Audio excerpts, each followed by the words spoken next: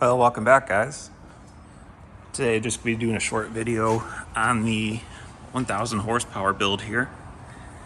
And what we're going to be doing today is, so of course we're running the RCC billet air to water intercooler, but on these there's really no spot to put a intake air temperature sensor.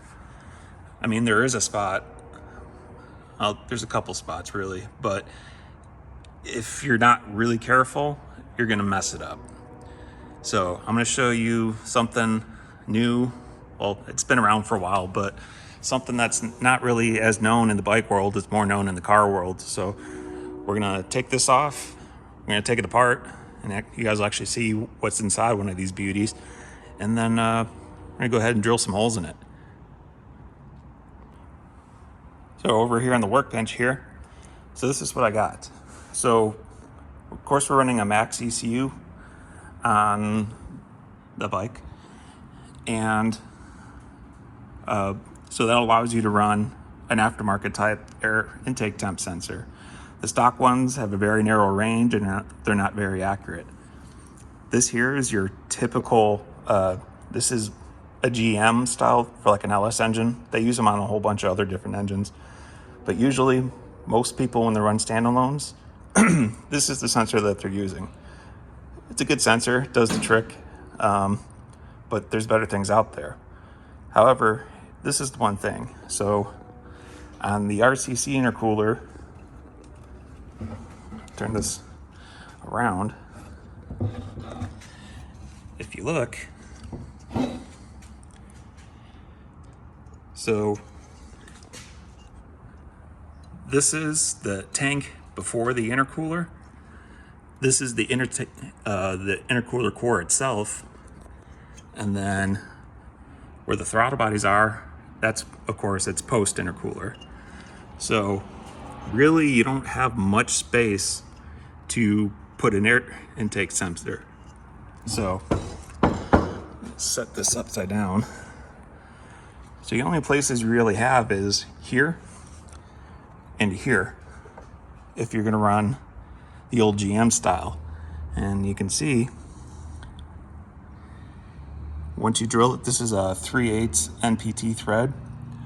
You don't need to weld a bung on here. These intercooler tanks are thick enough that you can drill this and then tap it, and then you can thread one of these in. But if you get too far over, you'll start threading into the sidewall here. So you got to be really, really careful. Or we got from Motion Raceworks here, these Rife sensors. These are really cool. I've actually run one of these on I got a big single turbo LS Mustang, and I used to run these, and I decided to try one of these. And the cool thing about these is they respond way faster. So that may not sound like a big deal, but when you're running a tune that's on edge and you have a table that offsets your intake temps, so like it pulls timing once it starts seeing intake temps going to hitting a certain level, these react faster. And I've seen it side-by-side comparison on my car, one of these versus one of these. Now you can get this sensor in this same body, or if you're space limited like we are here, you can get a little, this is the 1/8 NPT deal right here. So it's really easy to drill and stick it there. Hell, could even stick it there, I'd bet. This is the first time I'll be putting one of these in one of these, but this is gonna open up a lot more room for flexibility so we can get the sensor in the most direct airflow. So let's take this thing apart and see where we want to put this. All right, let's see what we can't mess up here.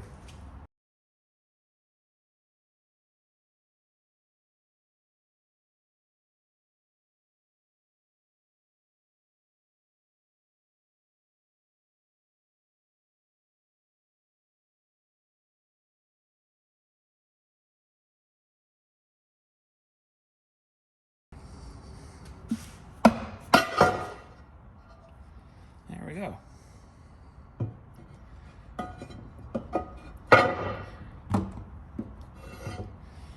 Cool. Ooh, yeah, that's nice.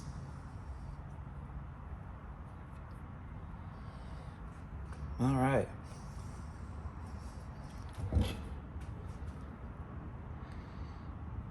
So that's what the inside of one of these things looks like. So this is even the newer one that's got the machined intercooler tanks. Sorry, geeking out. Billet porn, you know how it goes. So your charger from your turbo comes into this tank right here, and then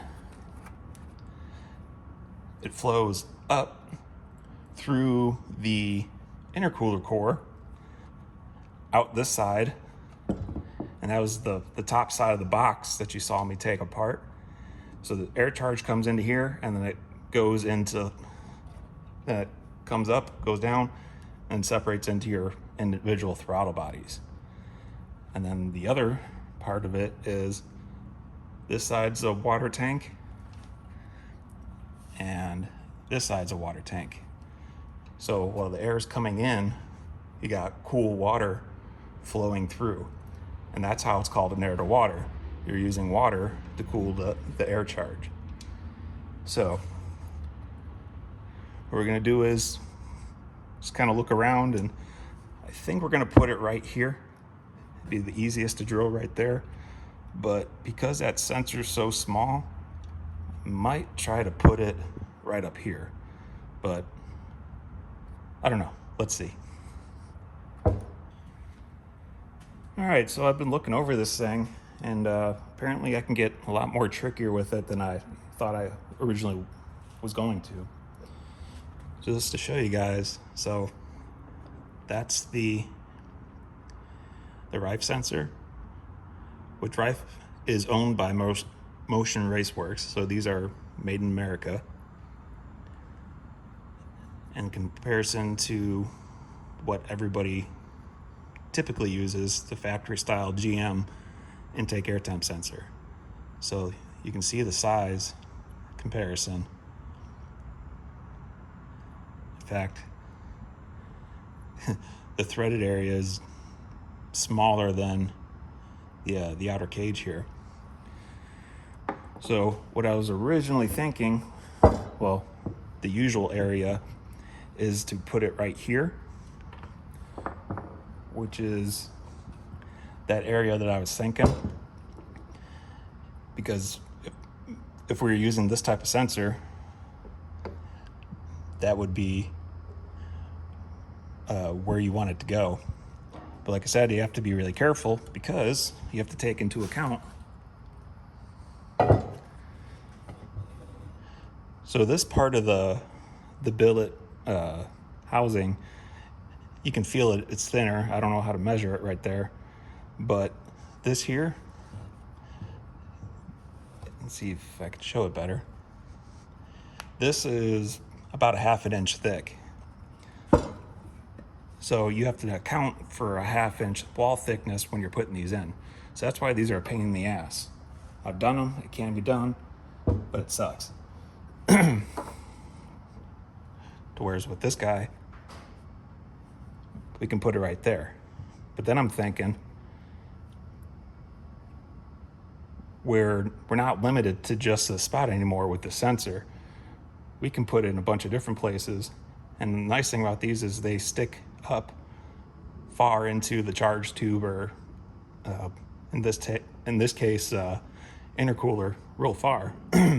So I was thinking we could put it, if we want to get really tricky, we could put it right here, drill from the back, and put it right there.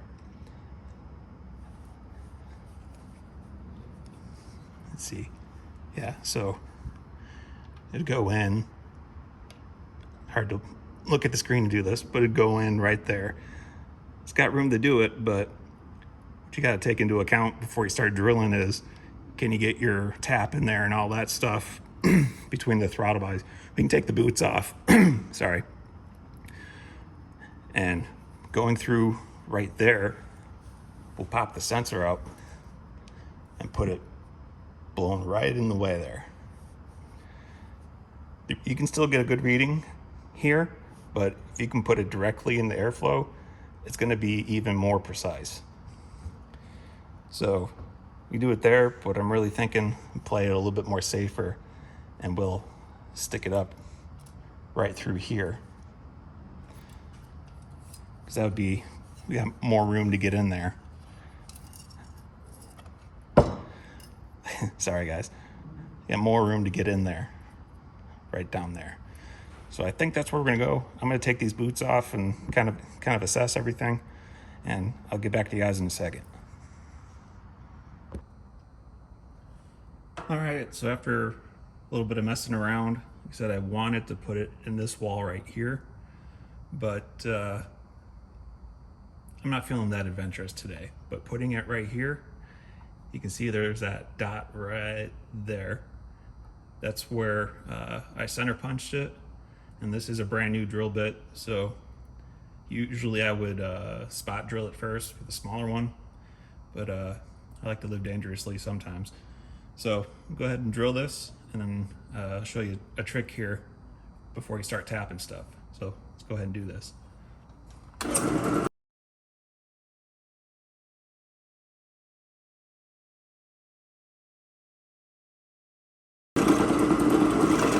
It's like it's grounding.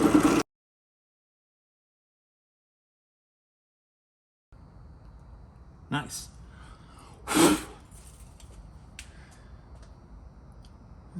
It's right where we want it.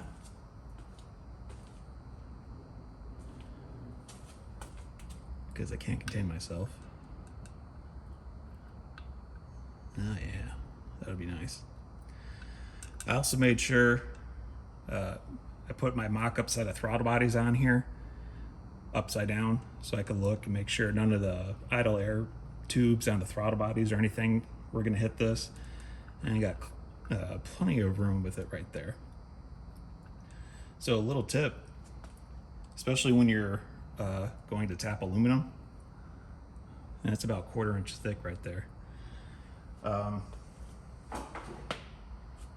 is you always want to countersink the hole first before you start the tap, and that helps the tap start out much easier.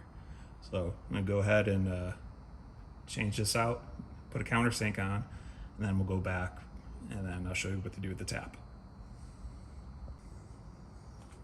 So there's two types of countersinks I'd like to use. This one, I really would like to use this one because this hole here, it kind of, since the platinum itself isn't bolted down to the drill press, it has a tendency to kind of pull it off center a little bit. So this one's centrifugal, whatever you want to call it. But with this one, you just want to kiss it like a cousin, just real lightly, because this thing will eat up the aluminum pretty quick. But we're going to use this one because it's got more reach, and I don't want to move the stand because I know this is square to the chuck. So go ahead and throw this in there, and we'll countersink it real quick.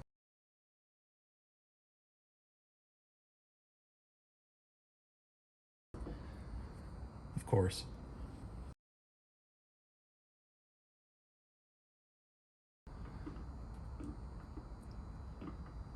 Yeah. For just cousins, I think that'd be good.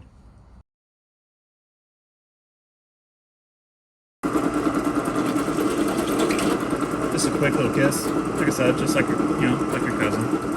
No big deal.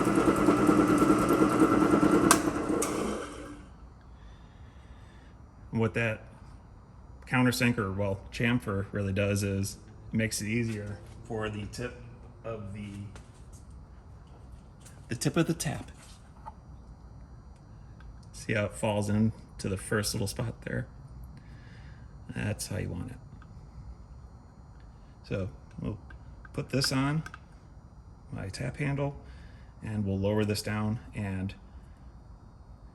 you might notice taps usually will have a hole. Yeah, a hole right there. Not only can you put your weed in there too. Yeah. A lot of people don't realize this, but you can put your weed in there. But you can use this when you're in the drill press. You can use this as a center, so you're not pushing down on the tap handle. You just spin the tap handle and you use the drill press to push down. So it's a little secret to make tapping things easier. But if you look, you can see how that tap goes right into the countersink real nice. And this thread will start cutting immediately. So we'll go ahead and we'll start seeing if I can't mess this up.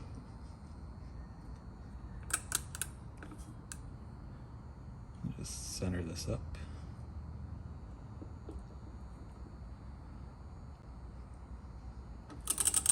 Oh, like butter.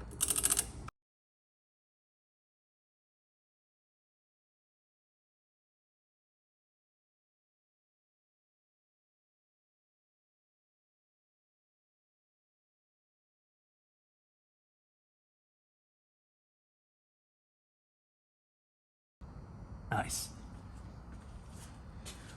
All right. Let's take this back to the bench. All right, we're back over here at the bench. Let's see if we can't get a nice close-up. It's obviously not machine like tap hole, but still came out really nice. So that'll do. At a moment of truth. Let's see. So yeah, that's a 1/8 NPT thread we just cut, and that's what this sensor is. So let's see.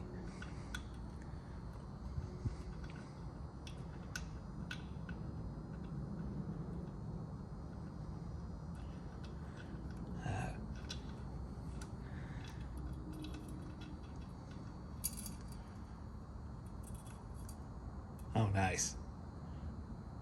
Perfect.